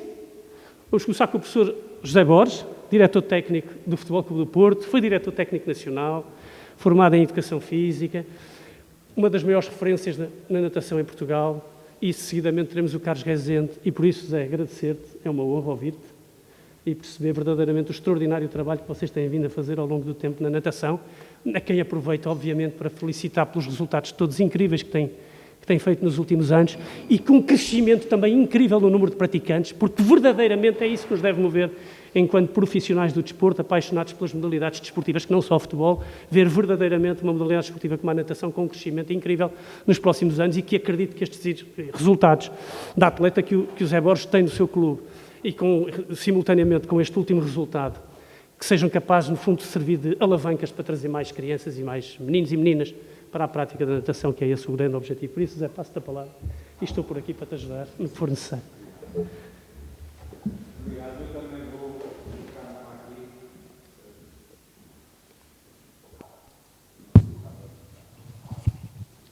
Muito obrigado.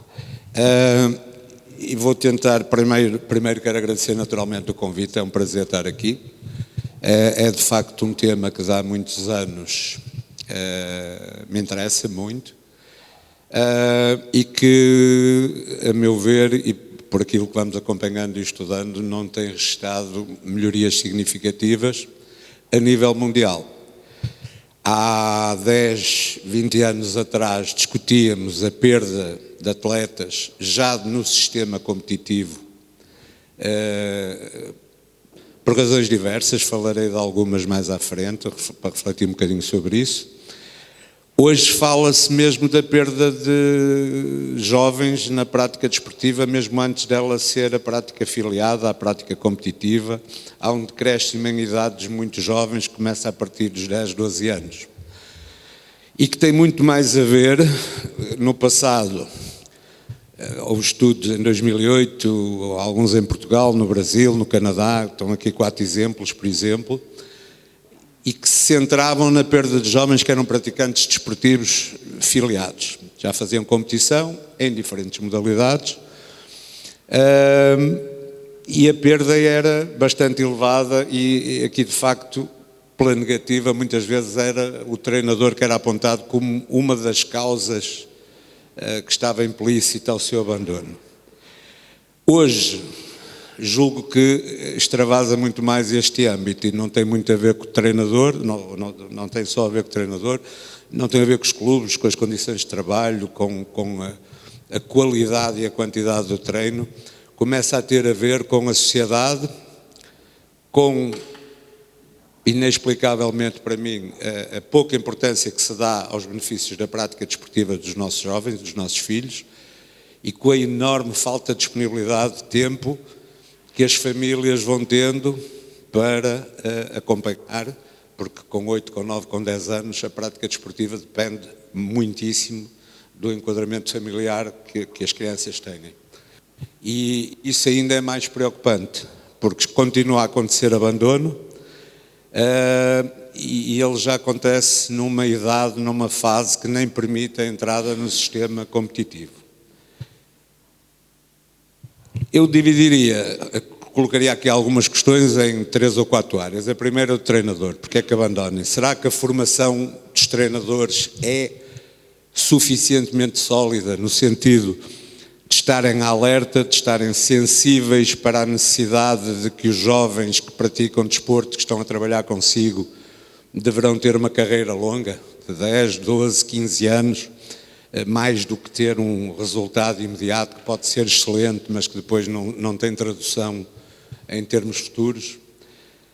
Uma coisa que me preocupa muito e que acontece, a formação de treinadores, o nível mais alto, o 4º grau, é para treinar séniores, e se eu quiser só treinar jovens, não tenho direito a evoluir na minha carreira e a chegar ao grau 4 e especializar-me cada vez mais na área do treino que me interessa, nos grupos etários com que eu estou vocacionado para trabalhar. Muitas vezes isto é pernicioso, vemos o contrário, que é o jovem treinador de jovens a tentar ter resultados para poder passar para treinador de júniores e de séniores e crescer na sua carreira. E também parece algo a refletir. Será que o treinador, nomeadamente quem trabalha com os escalões jovens, está mais focado no processo, naquilo que faz, nos objetivos do treino no curto, no médio e no longo prazo, ou está mais focado no resultado? Por estas razões, por exemplo, que apontei antes, que é, bom, se eu treino uma equipa que tem sucesso, provavelmente a probabilidade de eu ser convidado para treinar uma equipa melhor é maior.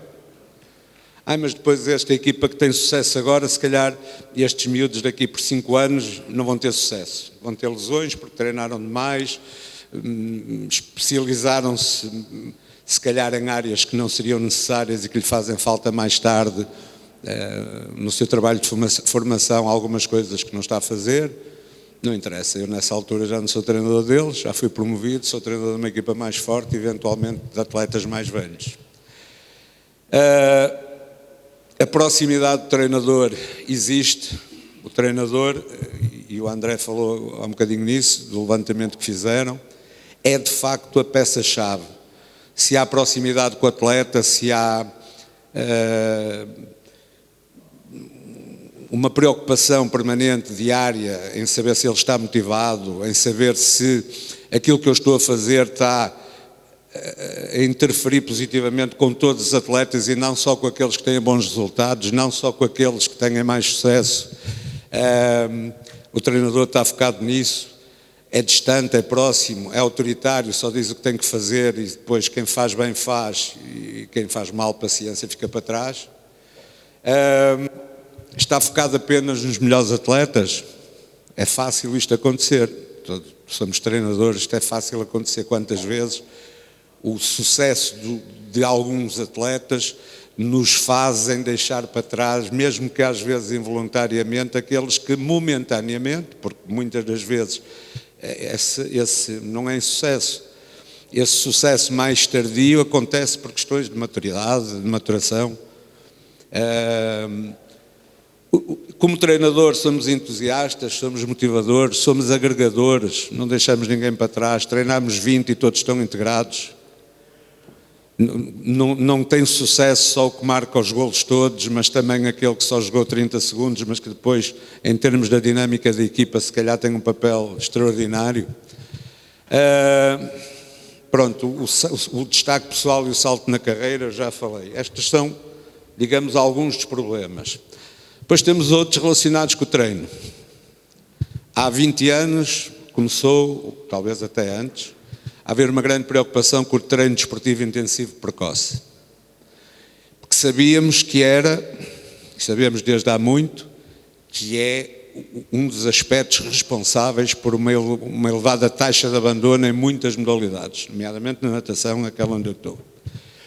Porquê? Excesso de treinos, excesso de carga dentro de cada sessão de treino. Muitos clubes, temos um treinador que treina dos cadetes, que é o escalão mais jovem, com 8, 9, 10 anos até aos séniores. E é muito fácil dizer, ora, há 6 treinos por semana, aos 7, aos 8, aos 9, aos 10 anos, aos 12 anos, se eu ganho provas, quem é que não está motivado para treinar? Não é? É difícil, aos 29, ter atletas motivados para treinar 10 vezes por semana. Agora, quando temos 12, 13, 14 e ganhamos provas e dizemos, mas tens de treinar todos os dias, é espetacular, isto é a coisa que eu gosto mais de fazer. E depois temos séniores que treinam 6 treinos por semana, de 2 horas, e miúdos com 12 anos que fazem exatamente os mesmos 6 treinos, com os mesmos conteúdos, com as mesmas tarefas, com as mesmas intensidades. Eu vou pôr aqui só, era por isso que eu queria vir para aqui, mas, está aqui o rato. Alguns exemplos. Toda a gente sabe, isto é, como eu digo, isto já tem barbas, o treino desportivo intensivo precoce está diretamente relacionado com o abandono em idades muito jovens, e não é só nas modalidades de especialização mais cedo, mais precoce. Não, este é no slide a seguir, depois volto para este. É transversal a todas as modalidades. Há ver se eu consigo, agora já fiz aqui o que não queria fazer, não.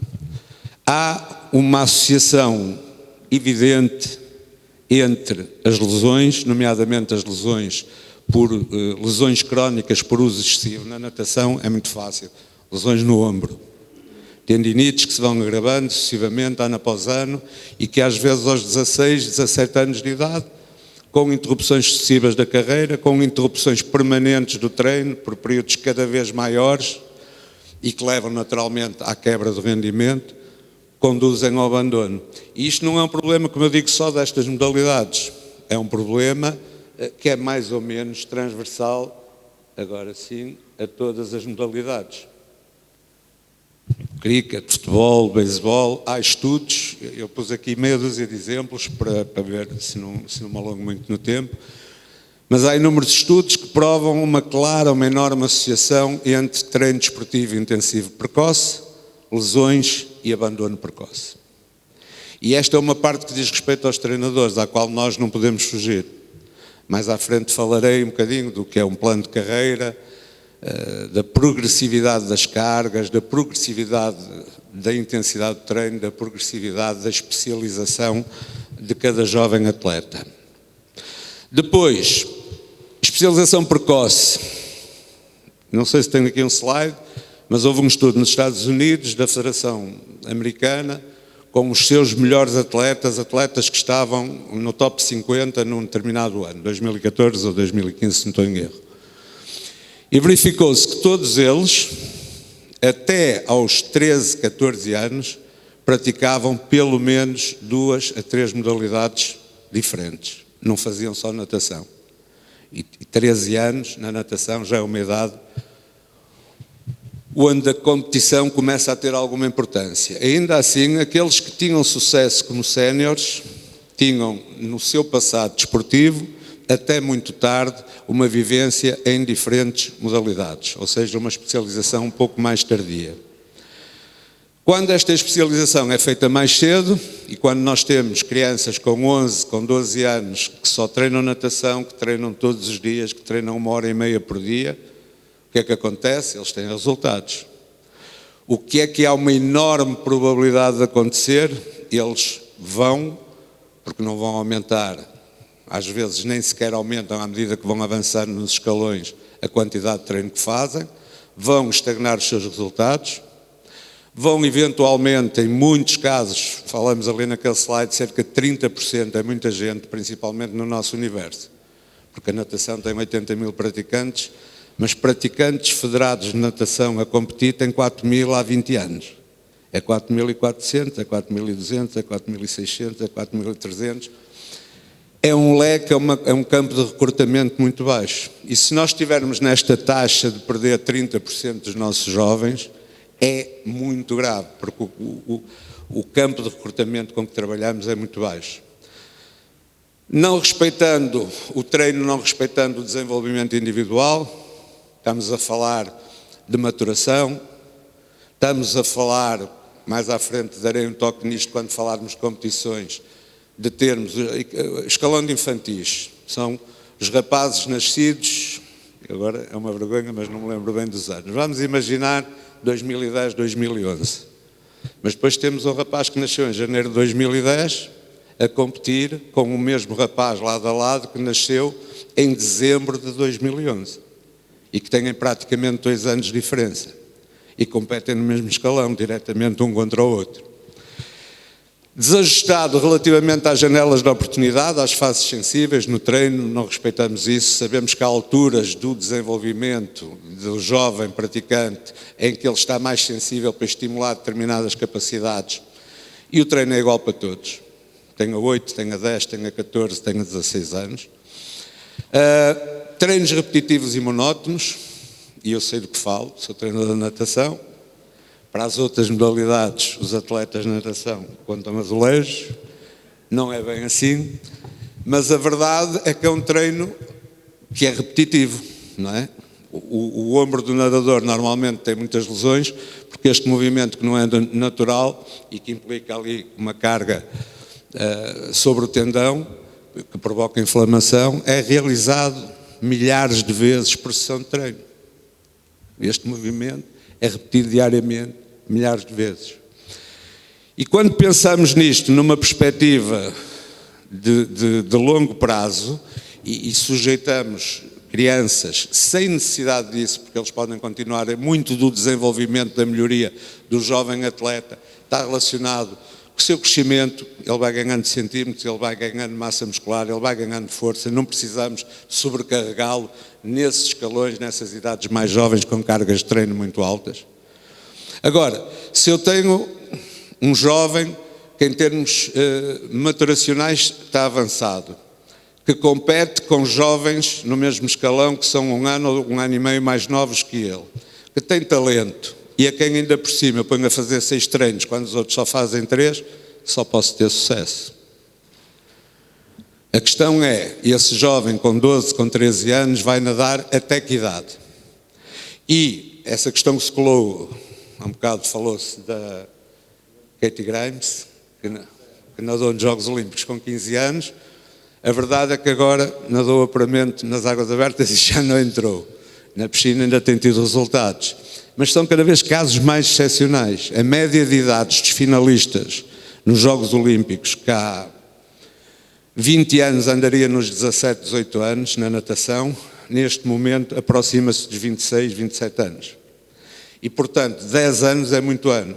E nós ou acompanhamos isto, ou então corremos o risco, com um leque tão pequeno de praticantes onde ir buscar os nossos atletas e perdendo tantos pelo caminho, aos 14, 15, se calhar, nós temos o Diogo Ribeiro, que tem 19 anos, e já é uma exceção, foi campeão do mundo agora com 19 anos, já é uma exceção, mas eu lembro, eu fiz esse comentário em casa, eu não gostava de ser treinador do Diogo Ribeiro, porque daqui para a frente ser segundo no Campeonato do Mundo é sempre pior. E ele ainda tem 19 anos. A Angélica, por exemplo, conseguiu a medalha, o terceiro lugar no Campeonato do Mundo, tem 29 anos. A Angélica, se não melhorar mais, ninguém acha estranho, porque ela tem 29 anos. Aos 19, o Diogo tem a carreira toda agora com um desafio que é ser sempre campeão do mundo, porque se for segundo, não presta, já foi campeão, agora é segundo, está a piorar. E tudo isto é um peso muito grande, não é? Como a criancinha que o pai põe no Facebook, ele nada a um campeonato de infantis e ganha 5 medalhas e põe a fotografia com as medalhas todas. E depois, no mês a seguir, só ganha 3 e os pais, os avós, os tios, os primos e todos os amigos da família, correu-te mal, só ganhaste 3 medalhas, que chatice, coitadinho. E estamos a falar de crianças com 12, com 13, com 14 anos, que gostaríamos que chegassem ao alto rendimento, o que só deverá acontecer aos 24, aos 25 ou aos 26. Depois, a competição. Especialização precoce numa modalidade, é o que eu digo, é desde os 8 ou 9 anos é nadador, pronto. Porque é que ele não há de fazer ginástica e judo e um desporto coletivo qualquer? Ele só precisa treinar 2 vezes por semana natação. Pode fazer mais alguma coisa, ou devia fazer mais alguma coisa. E pior ainda, muitas vezes não só é especialista numa modalidade, na natação, como já só nada crawl, porque é especialista de crawl é que ele é bom. Ou é especialista de 50 metros quando tem 12 anos, ou é fundista quando tem 14. Isto é complicado, porque estamos a funilar, a pressionar, a criar ali um caminho que é demasiado estreito e que vai acabar por se fechar e que conduz, na minha opinião, naturalmente ao abandono. Só para dar alguns exemplos, também 1 ou 2. Um estudo nos Estados Unidos. Nadadores que estavam aos 17, 18 anos no top 100. Pegaram em todos os nadadores, top 100 com 17, 18 anos. E depois foram para trás e verificaram que com a idade de 10 anos, apenas 10% das raparigas e 13% dos rapazes ainda estavam no top 100 aos 17.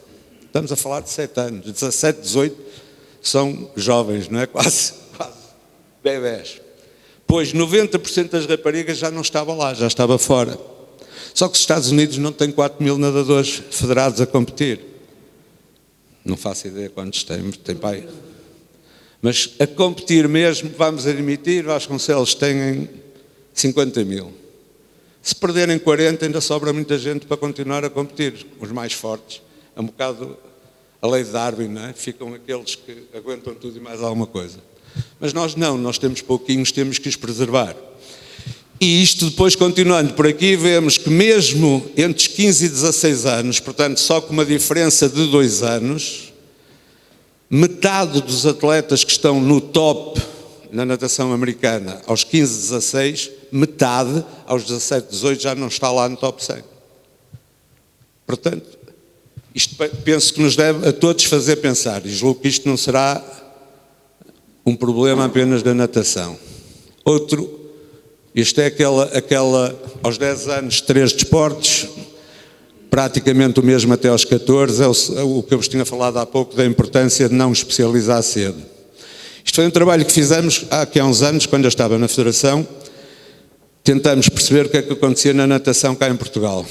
E vimos que estudamos 5 anos na categoria de infantis, estamos a falar 11 anos, 12 anos, e contamos quantos jovens atletas no Campeonato Nacional de Infantis, só há um campeonato no final da época, iam ao pódio, independentemente do lugar e do número de vezes que iam, que são os números que podemos ver aqui nesta coluna, uma média de 34 atletas.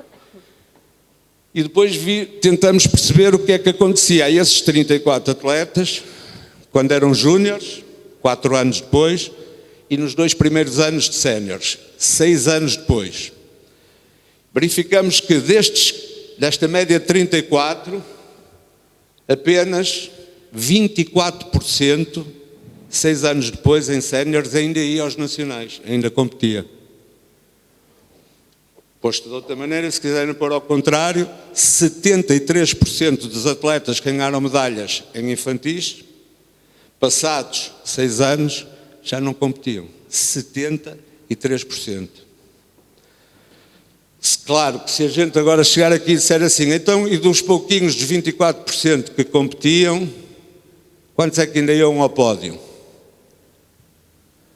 9%.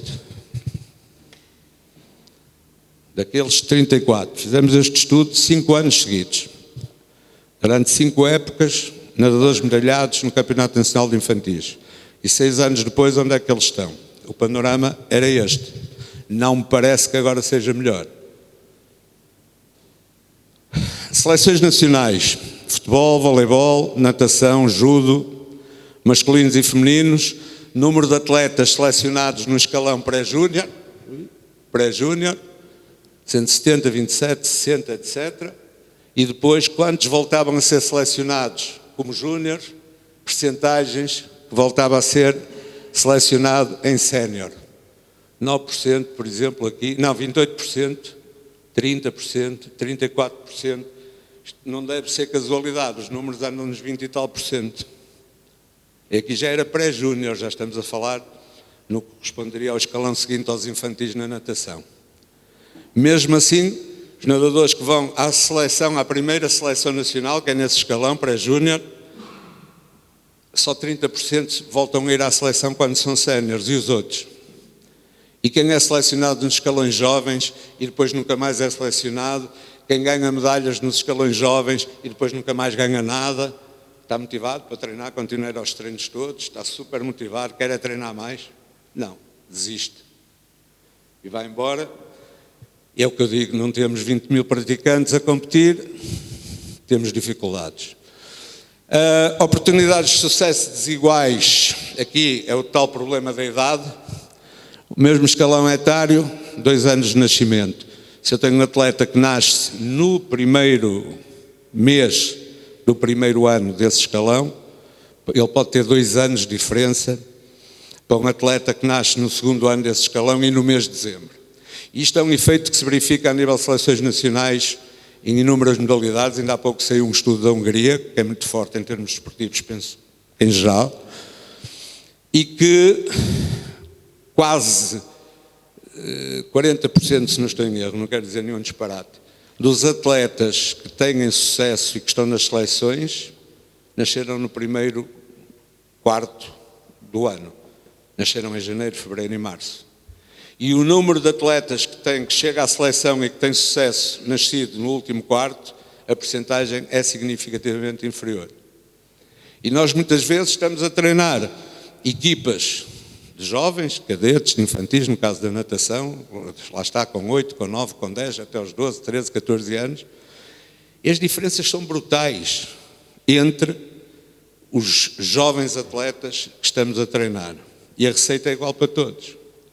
E pior ainda, às vezes, a receita é aquela que nós vimos os séniores a fazer e fazemos a mesma coisa. Porque os séniores até ganham jogos a treinar assim, então nós vamos ganhar a toda a gente. E o pior é que às vezes até se ganha, mas é um sucesso curto e que vai condicionar de forma brutal a evolução do praticante. Fazemos a gestão da carreira de forma progressiva. Respeitamos os valores, desportivismo, honestidade? Será que sim? Às vezes assistimos a coisas um bocado degradantes, quer não apenas naquilo que se passa fora digamos, do nosso terreno, seja da piscina, do pavilhão ou do campo, no futebol, nas bancadas, mas também às vezes dentro. Eu já ouvi uma mãe de um atleta a dizer para esse clube não vai porque eu não gosto da forma como eles falam com os atletas antes de ir para a prova. Como eles, entre aspas, os motivam para competir com os outros atletas. A agressividade que eles tentam transmitir. O atleta, o adversário é o inimigo. Isto não estamos a falar com gente de 19, de 20 anos, tem cabeça para pensar, estamos a falar de crianças de 13, 14, 15 anos, por exemplo. Este desrespeito pelos valores não ajuda com certeza. E depois, competitividade desajustada e fomentada principalmente pelos adultos. Quando me dizem assim, mas as crianças é mau competir, é simples, vocês pegam em 10 miúdos ali na rua, juntam-nos ali, tiram uma bola lá para o meio, passado um bocado, anda ali tudo a correr e a suar. Eles têm lá a competitividade. O problema não é competirem. O problema é nós estimularmos a competitividade que eles não precisam, que eles têm lá. Nós temos é que encontrar, nessa fase, estimular a sua continuidade, arranjar forma de todos poderem atingir de alguma maneira algum sucesso, que os permita manter motivados, focados e com vontade de continuar a trabalhar. Depois, o apoio da família e dos amigos, julgo que hoje em dia é muito menor do que era anteriormente. Isto é transversal, vou contar uma história que se passa no meu clube, no clube onde eu trabalho, não é meu, eu ainda vou ver se eu compro, mas no clube onde eu trabalho, mas que tenho pelo menos 2 exemplos de treinadores de outros clubes, cidades distintas, que se passou exatamente a mesma coisa. Final de uma época desportiva, reunião, 60 encarregados de educação, de jovens que no final da época tinham demonstrado algum nível, alguma qualidade na escola de natação, para possibilidade na época seguinte poderem integrar uma equipa de competição. Metade ou mais dos pais diz, para vir quantas vezes por semana? 2. Epá, eu não me posso comprometer com isso. Não, ele está a vir assim nas escolas uma vez, bem, são 2, mas ele falta uma. Epá, 2 vezes por semana eu não posso comer provas aos fins de semana, não tenho tempo para isso. Metade. 60% das pessoas nem quer tentar, nem quer experimentar. Esta disponibilidade de apoio da família e tudo o que anda à volta, às vezes são os avós que fazem este papel, tem caído a pique. Tem caído a pique. Depois, a dificuldade de conciliar horários de estudo e horários de treino continua a existir. Melhorou muito, a Zoar ajudaram muito e têm ajudado. Agora, algumas universidades têm legislação própria que lhes permite ao atleta estudante ter alguns apoios, mas ainda é difícil, não é? Depois, está aqui em baixo, não está aqui, eu tinha para pôr aqui. A maior parte dos nossos jovens em que horários é que treina? A minha filha, que por acaso está aqui sentada, jogou basquete. Aos 13, 14 anos, o treino era às 10 da noite e acabava às 11h30. Como é que se motiva um jovem que tem aulas às 8h30 da manhã no dia a seguir a sair de casa às 10 menos um quarto para ir treinar? Às 21h45 para não dar confusão. Quantas vezes isto acontece em N sítios? E nem sempre, às vezes também, nem sempre por necessidade, porque não há instalações ou porque não há. Às vezes não é por não haver instalações. Às vezes é porque é mais cómodo, é porque dá mais jeito, é quem dá treino. Porque, infelizmente, tem que trabalhar noutras coisas. Depois, na escola, muitas vezes a compreensão para com esta atividade, eu trabalho com atletas que antes de ir para as aulas, treinam das 6h30 até, pelo menos, às 7h40, outros até às 8, 8h30, conforme a necessidade que tenham de sair para as aulas. E treinar às 6h30 da manhã e chegar à escola às 8, quando já se está a pé desde as 6 da manhã, eu compreendo que às vezes a meio da manhã, se calhar a cabeça cai numa aula, e quando o aluno, enfim, pede alguma compreensão e diz, pois é que eu levantei muito cedo, desculpe lá, muitas vezes a resposta, eu não quero saber disso, isso é um problema teu, tu aqui és igual aos outros. E esta resposta, tu aqui és igual aos outros, muitas vezes é dada nas faculdades de desporto. Muitas vezes. Posso trocar da turma A para a turma B, porque coincido com o meu treino na turma A, vai ver à secretaria, tu és igual aos outros. Esta falta de sensibilidade, de compreensão e de estímulo não ajuda, como é evidente. E então, para não fazermos disto possíveis soluções, são só algumas reflexões que vou tentar passar muito rapidamente. Não sei, tu não estás a contar o tempo, eu tenho mais sorte, posso estar aqui até quando quiser. Relativamente às instituições, primeiro continuar a apostar na formação e, se possível, torná-la mais diferenciada. Eu sou de opinião que um treinador deveria de poder atingir o grau 4 sem querer ser treinador de séniores. Especializar-se não apenas na sua modalidade, mas num determinado escalão etário. Trabalhar só com a formação e estar no topo da sua carreira como treinador de formação. Valorizar os treinadores de jovens. Um treinador de jovens não tem nenhum estímulo para ser toda a vida treinador de jovens, a menos que consiga viver com 200 euros por mês ou 300 euros por mês, ou tem que fazer outra coisa qualquer na vida, ou não pode fazer carreira nem pode fazer profissão de treinador a trabalhar com jovens. E, portanto, é difícil retermos aqueles que são bons, aqueles que são os melhores, porque ninguém consegue viver com isto. Instituições, facilitar a conciliação da vida académica com a prática desportiva. Volto a repetir, tenho memória, já foi muito pior, mas ainda há um caminho grande a fazer. Ajustar os calendários e os objetivos desportivos. Na natação, a gente vai assistir a uma prova de natação de crianças de 8, 10 anos, e aquilo são provas iguais às dos séniores. Mudam um bocadinho as distâncias.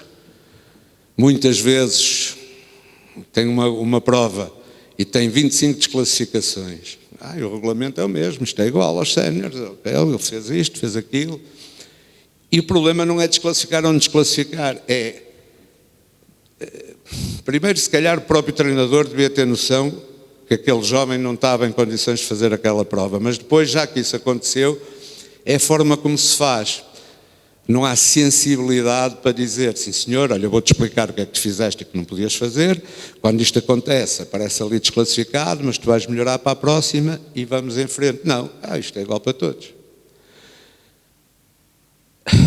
Eu dizia, ainda bem que a minha filha jogou basquete, porque a gente sabia que aquilo demorava 4 períodos, 10 minutos, mais coisa, menos coisa, estávamos 2 horas no pavilhão. Um pai de uma criança de 8, 10 anos vai ver uma prova de natação à piscina, está 5 horas dentro de uma piscina, um ambiente, vocês já quase toda a gente já teve, um calor brutal, e se distrai, não vê o filho a nadar aos 50 crawl que demora 30 e tal segundos a fazer. Se teve o azar, estava ali a 1h30 à espera, tenho que ir à casa de banho no instante, chegou, mas já nadou o João. Eita! E está 4 horas numa piscina, isto motiva quem? Como é que eu quero que esses pais estejam motivados para os filhos serem nadadores? É muito bom termos 300 nadadores numa piscina. Era melhor termos 2 vezes 200 e os pais estarem lá 1h30 ou 2 horas e verem o filho a nadar, do que estar numa piscina sobrelotada, com um calor enorme, 5 horas, sair da piscina tardíssimo. Isto não é motivador para ninguém. As crianças com 8, 9, 10 anos estão com os colegas no cais, vão se distraindo, vão brincando, mas também à medida que o tempo vai passando, isto vai perdendo a piada. E este desajustar daquilo que é o calendário competitivo do jovem com o dos adultos, este desajuste eu julgo que também é algo que as instituições deviam refletir. E implementar e aplicar planos de carreira, que na natação eu julgo que é mais ou menos neste momento uma coisa vulgarizada, depois pode ou não ser cumprida, não é por desconhecimento que não é cumprida. Saber o que é que eu devo trabalhar nestas idades, percentagem de trabalho eu devo dedicar à técnica, percentagem de trabalho eu devo fazer de aeróbio, quantas sessões eu devo fazer por semana, um treino destas idades, quantos metros deve a criança fazer? 1000 metros, 1200 ou 10.000, como faz a Angélica? Isto deve constar num plano de carreira de um clube, para que haja alguma progressividade e para que haja a garantia que em cada faixa etária eu consigo ensinar, porque é ensinar que estamos a falar aos jovens, aquilo que ele precisa de aprender. Relativamente aos treinadores, a importância do jogo. Na natação também se pode fazer muita coisa a brincar e a jogar. E nos escalões mais jovens, se eu conseguir transformar tarefas de treino, as tais repetitivas, rotineiras, é sempre 4 piscinas pernas, é sempre, agora vamos fazer 8 abraços, e todos os dias é a mesma coisa, eu não estou a motivar nenhum jovem para continuar a ser nadador. Mas se calhar, se eu tiver um bocadinho mais de trabalho, um bocadinho mais de cuidado, e conseguir, eu posso ensinar a fazer cambalhotas na piscina para depois associar à viragem, com uma brincadeira, com um jogo. Eu posso ensinar na adaptação ao meio aquático, ainda nem sequer estamos a falar de competição, a abrir os olhos debaixo d'água, a fazer a apneia, a bloquear a respiração, uma brincadeira, apanhar um objeto no fundo, um balde, a equipa que vocês 5 são desta equipa, vocês são daquela, os objetos estão no fundo da piscina, quem apanhar mais objetos ganha. Pronto, começou. E eles abrem os olhos porque querem saber onde é que estão os objetos para os apanhar. Portanto, será que os nossos treinos estão a ser atrativos? Ajustar os objetivos de treino e de competição de forma a permitir sucesso para todos. Uma equipa de cadetes, lá no clube, tem 45, 50 atletas. Talentosos, tem 5. Com possibilidades de ter sucesso, se calhar tem 25. E depois tem os outros 10 ou 15 que a gente sabe que dificilmente terão sucesso. Mas eu não lhes consigo, com 8, com 9, com 10 anos, dar uma oportunidade de sucesso quando eles vão a provas. Claro que consigo, é só eu querer. O sucesso sou eu que o avalio. Eu posso, antes da competição, dizer aos nadadores, este fim de semana o objetivo vai ser ver quem é que faz a viragem mais bem feita. E o nadador mais lento pode ser o que teve mais sucesso. Uma forma de estimular muito o nadador fraco. Este fim de semana, na próxima semana, quando acabar a competição, vou dar uma touca aos 5 atletas que melhorarem mais o tempo. Pois o nadador que tem pior tempo, que é o mais fraco, é o que tem mais probabilidades de melhorar o tempo. Isto compete ao treinador encontrar formas de... Provavelmente eu estou a dar exemplos da natação, porque só sei disso e pouco. Mas se calhar, noutras modalidades, é fácil também fazer isto. Este é o mais fraquinho, então olha, vou pô-lo a jogar no período tal e com os outros 4 que são mais fortes e vou dar um toque aos colegas para lhe passar a bola. E ele jogou 1 minuto ou 2, mas jogou no minuto ou 2 que a equipa dele marcou 3 golos e com um bocadinho de sorte ele até consegue marcar 1. E eu estou a estimulá-lo e a equipa não precisa dele para nada. Se calhar podia ganhar por 20, só ganhou por 16 porque ele jogou 5 minutos, mas ganhou na mesma. E eu ganhei ali um jogador. E se esse miúdo for de maturação atrasada e daqui por 3 ou 4 ou 5 anos for um grande jogador? Eu ganhei, eu conquistei, ele ainda está lá, ainda joga, ainda evolui. E se sair, ficamos sem saber o que é que ele poderia ter sido. Inclusão de todos em todos os momentos, não é? Não é como vemos às vezes, estamos a ganhar por 20, mas vamos tentar ganhar por 40. E tem lá miúdos que estão e que não jogam, porque o objetivo é ganhar por 40. Aí estamos por 40, agora é para os 50. Então, porquê é que não vamos jogar aqueles, em vez de ganhar por 40, ganhamos por 30? Não é? Porquê é que eu não hei de pôr, se estou a fazer uma prova de estafeta com crianças, estou a dar o exemplo do escalão mais novo da natação, cadetes, 40 atletas vão a provas. Há provas de estafeta, que nadam 4 em cada equipa, porque não hei de misturar os melhores com os mais fracos. Porque assim não ganho. Está bem, mas estou a dar uma oportunidade aos mais fracos de estar numa equipa competitiva. Se eu meter os meus 4 melhores na minha melhor equipa, eu ganho. Está bem, mas depois vou ter uma equipa que nada com os 4 mais fracos e que, à segunda ou a terceira vez que for competir, já não quero ir mais a provas, fica sempre em último. Isto é fácil de corrigir e devia ser uma preocupação dos treinadores. Atentos às características individuais, saber ver e saber escutar. Com jovens, eles falam pouco. E às vezes é preciso nós estarmos muito atentos às reações que eles tenham no treino.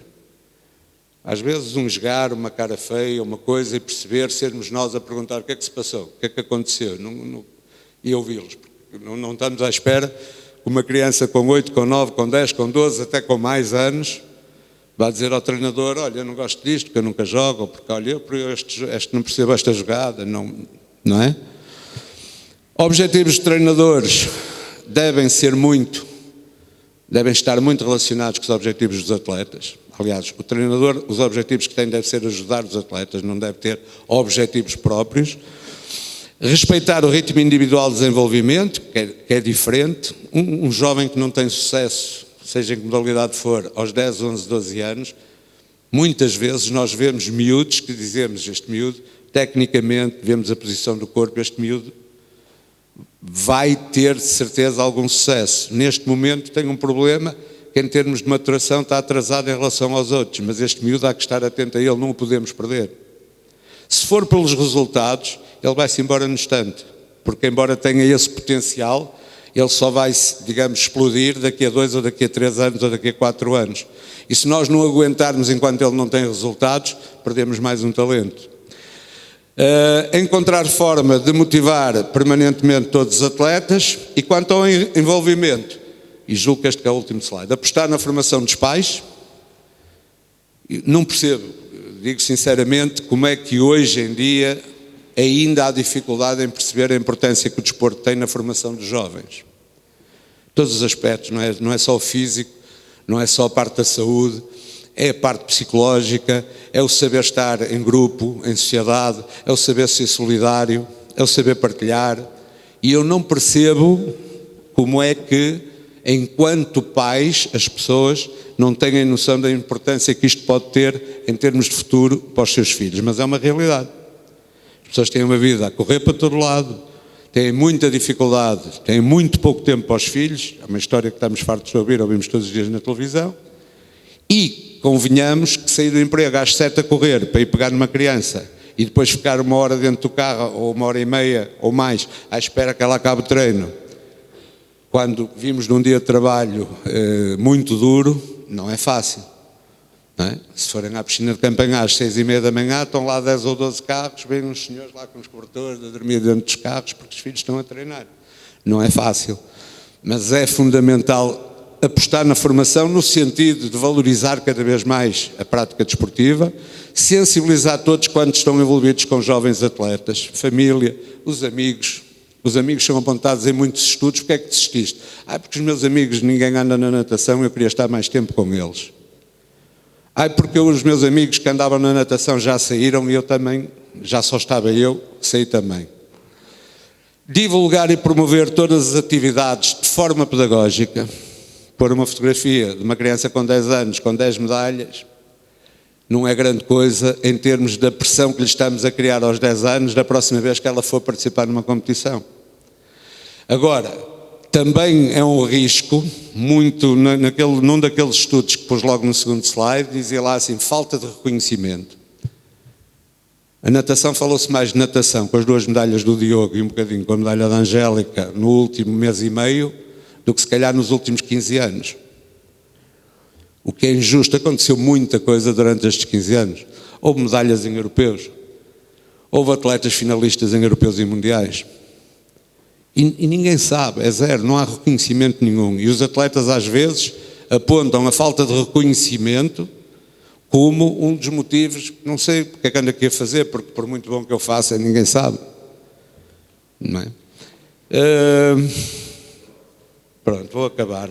E melhorar as condições de prática, de acesso, dos equipamentos, das infraestruturas e principalmente, no caso de treino com jovens, dos horários a que os jovens tenham acesso às piscinas, aos pavilhões, aos campos, para poderem treinar.